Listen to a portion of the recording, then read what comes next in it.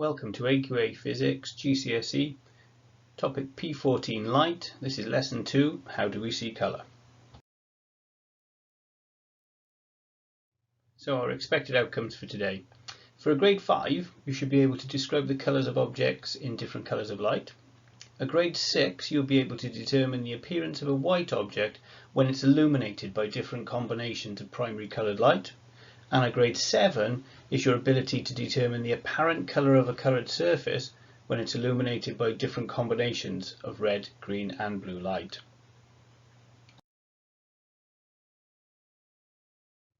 So, what is coloured light? Well, each colour in the visible light range has its own wavelength, all of which belong in the visible light part of the EM spectrum. So as we move from the red part of the spectrum we see here up to the violet part of the spectrum we see here, we can see that the wavelengths of the waves decrease. So red 665 nanometers and then violet up here 400 nanometers, about 2/3 as much. And this is a continuation of the trend that we see along the whole EM spectrum, where we've got radio waves with a wavelength of meters all the way to gamma rays which got a wavelength the size of an atom. Different sources will also produce different colours due to the different wavelengths they produce. So for example, a filament bulb looks white because it actually emits all of these colours.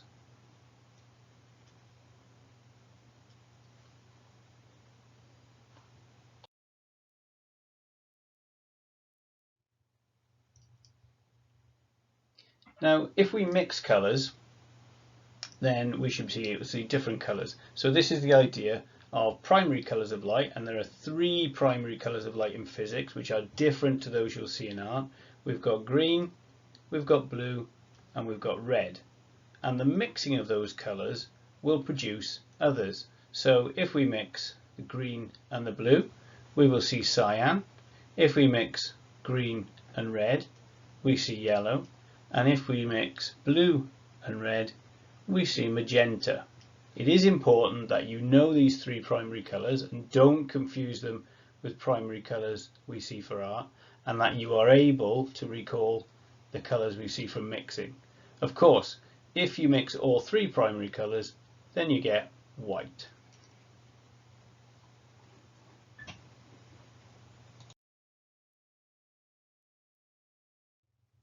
So how do we see colour? Well, the colour any object appears to be will depend on the wavelength it either absorbs or reflects. So let's start with these 3 snooker balls. We can see a black, a red and a white snooker ball. Now black, contrary to popular belief, is actually the absence of colour. So what happens here is that the black snooker ball will have all the colours of the spectrum incident upon it in this case, but it absorbs every one of them. And that means it doesn't reflect anything. There is no light being reflected off the black ball into the eyes of an observer, which means the ball will appear black. This also creates heat as the ball is absorbing energy. Now a red ball will again have all the colours of the spectrum incident upon it, but you can see it's actually absorbing the orange, yellow, green, blue, indigo and violet. The only colour that reflects off this ball is the red. So this is the colour that is going to come off the ball and into the eyes of the person looking at it, therefore the ball appears red. Finally we see the white ball. Well, we know that white is a mixture of all the primary colours, all the colours of the spectrum. So all the colours are incident upon the white ball and all the colours are reflected off the white ball and will enter the eye of the observer, therefore the ball appears white.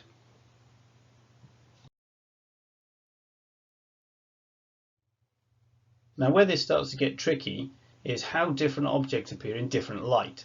So we're going to use an apple as an example. Now the appearance of the apple again depends on the colours it reflects or absorbs. So here we see the apple in white light. We see all the colours of the spectrum hitting the green leaf. All the colours except for green are absorbed. So only the green light is reflected off that leaf, and that's what gets to the eye of the observer. so the apple, well, its leaves, appear green. Down here we again see all the colours of the spectrum incident on the main body of the apple. All the colours here are absorbed apart from red, which reflects off and enters the eye of the observer. So that means we'll see this apple as red. Now where it gets interesting is where we see the colour of the apple under different coloured lights. So here we see an apple in red light. Now the apple itself will appear red because red light is incident upon the apple and red light is reflected off the apple. However, the difference we see is with the green leaves. Red light is incident on the green leaves, but a green object will only reflect green light. It will not reflect red light, it absorbs it. So in that case, there's actually nothing being reflected back off these leaves, so they appear black. Now, totally differently to this, if we shine a green light on this apple, green light will hit the leaf, and of course green light is reflected off the leaf, so the leaf will appear green.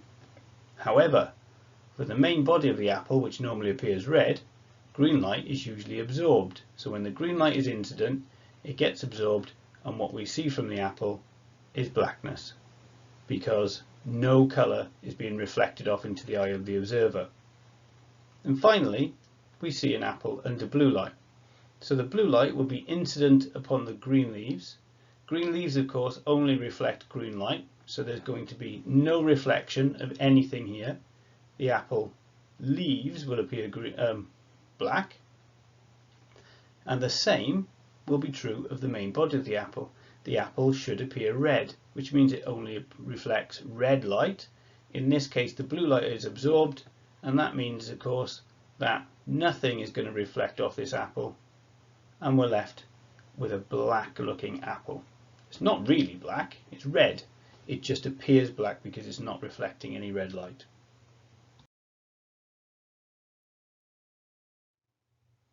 Okay, let's move on with this idea of objects appearing in different colours in different lights, and now start to look at the idea of coloured light and colour mixing. So if we take this banana, for example, this banana is yellow, and that means, of course, that it's going to be reflecting red light and it's going to be reflecting green light. And mixing those two colours gives us yellow. If we look at the banana under red light, there will be red light incident upon the banana and red light will reflect off. However, there's no green light. So if there's no green light to reflect off the banana, all we get is red, so the banana appears red. If we take a look at the banana under green light, well, there's green light incident on the banana and green light will reflect off, but in this case there's no red light incident on the banana. So if there's no light to reflect off, we can't get our colour mixing for yellow, so the banana will appear green. Now where it gets interesting is when we look at the banana under blue light. So in this case, blue light will be incident upon the banana, but the banana does not reflect blue light, it only reflects red and green. So in this case, that blue light is absorbed and this banana will not reflect any light back, so it will appear black. And of course, when we look at the banana under yellow light, it's got the red, it's got the green hitting it, both are reflected back, the banana will appear yellow.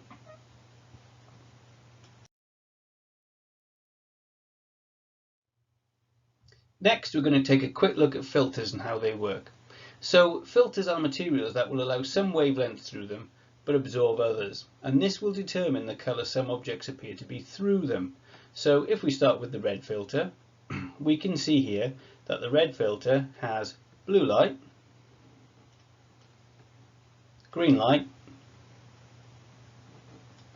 and red light incident upon it. And we can also see that the blue light and the green light don't pass through it. They are absorbed by the red filter. Only the red light passes through the red filter. So that's why it appears red, and that's why any objects you view from it, as long as they reflect some sort of red light, will look red. For the green filter, we've got the same principle. we've got blue light incident, we've got red light incident, and we've got green light incident. Whoops. The blue and the red are absorbed, so they are not transmitted through this filter, and the green light passes through. So that's a green filter, only letting green light through. And of course we've got the same principle over here. This is a blue filter. It will not transmit green or red light. It will only transmit the blue light. Therefore, objects will appear blue through it as long as they reflect blue light. So how does that affect the way we see objects? Well, we've got really the same principle as we've looked at for colour mixing and looked at the way different coloured objects look under different coloured lights. In this example, we're going to see the effect of a blue filter. So the blue filter will only transmit blue light. Only blue light passes through. So there it goes. The other colours in the spectrum are all absorbed by the filter. They don't pass through.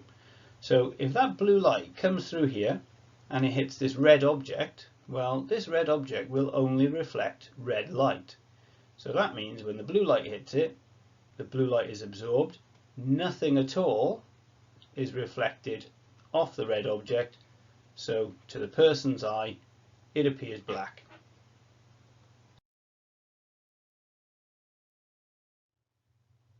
Finally, we're going to take a quick look at the difference between transparent and translucent materials. So a transparent material will transmit all the light that comes to it. In other words, any light that is incident on that material will pass through that material. Therefore, whatever is on the other side of it will be seen very clearly in full detail. And this diagram shows it very nicely. So if we look at this letter N, we can see the rocks and the sea in full detail behind it. This letter N is transparent. If we look at the area around the writing, this is a translucent material. Now, translucent materials do transmit light, but not all of it. Therefore, any object on the other side will look indistinct and it will lack detail. And that's what we see here. We can very clearly see the tree above this area, but when we look at the translucent section, we can just see the outline of the tree. We can see a little indication of shading, but there's no detail. Now, translucent glass is commonly used where privacy is required, but we still need plenty of light. So, for example, some offices will have translucent windows, and in fact shower screens do as well. What we're looking for there is for the area to be well lit, but for no detail to be seen on the other side. So that concludes this session, which has looked at how we see colour, how objects look under different coloured lights, and finally how transparent and translucent objects make things appear. I hope it's been very useful for you, and keep an eye out for further uploads.